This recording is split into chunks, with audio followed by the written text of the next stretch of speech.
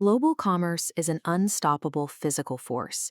Every day, colossal supertankers carve through the ocean, carrying the raw materials that keep modern civilization running.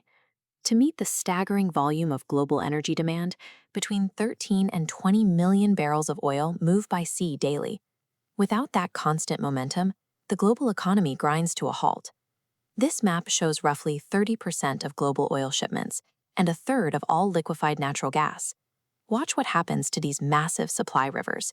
They all converge, funneling down into a single, narrow geographic pinch point, the Strait of Hormuz.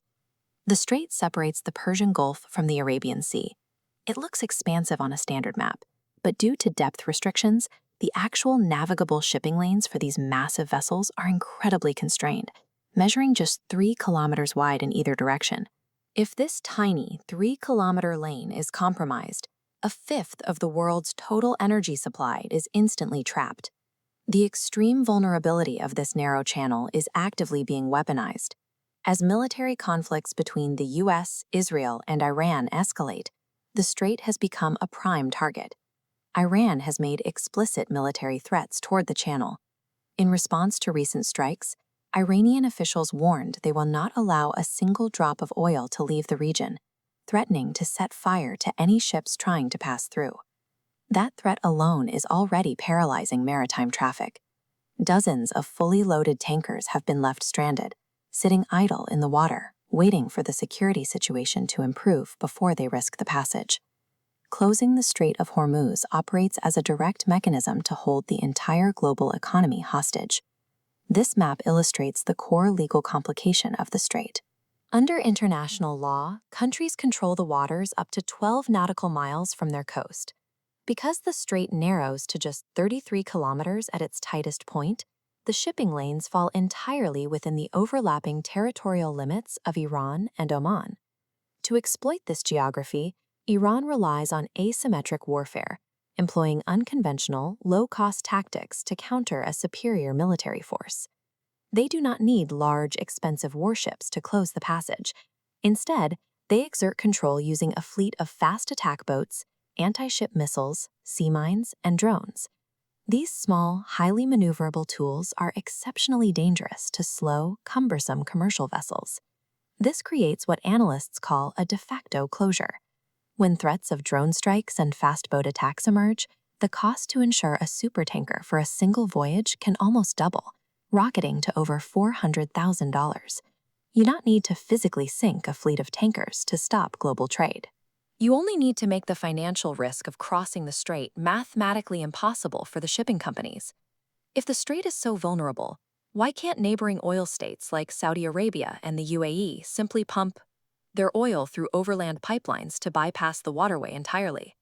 Saudi Arabia operates a 1,200-kilometer pipeline to the Red Sea, and the UAE routes oil directly to the Gulf of Oman. But even at absolute maximum capacity, diverting the oil leaves the global market short by 8 to 10 million barrels every single day. Alternative routes offer a geopolitical illusion of safety. The physical bottleneck of the Strait of Hormuz is absolute and irreplaceable. This flowchart tracks where that trapped oil is actually supposed to go. A massive 82% of all crude and condensates leaving the strait are bound for Asian markets.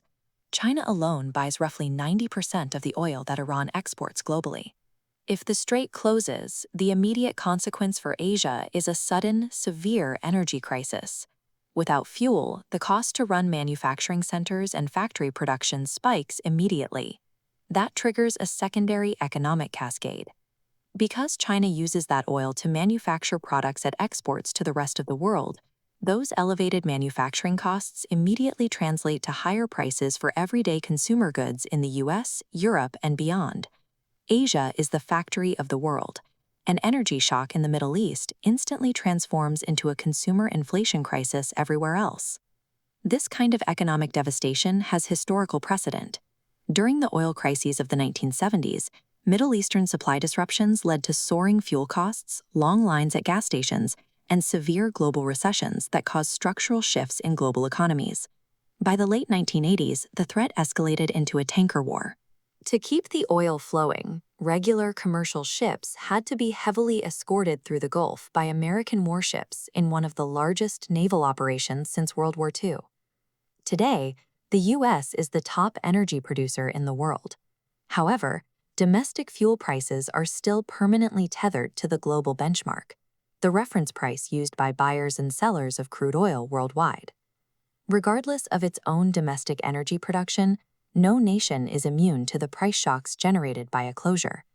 Despite our digitized, decentralized modern economy, the stability of the entire world still balances precariously on a highly vulnerable 3-kilometer strip of water.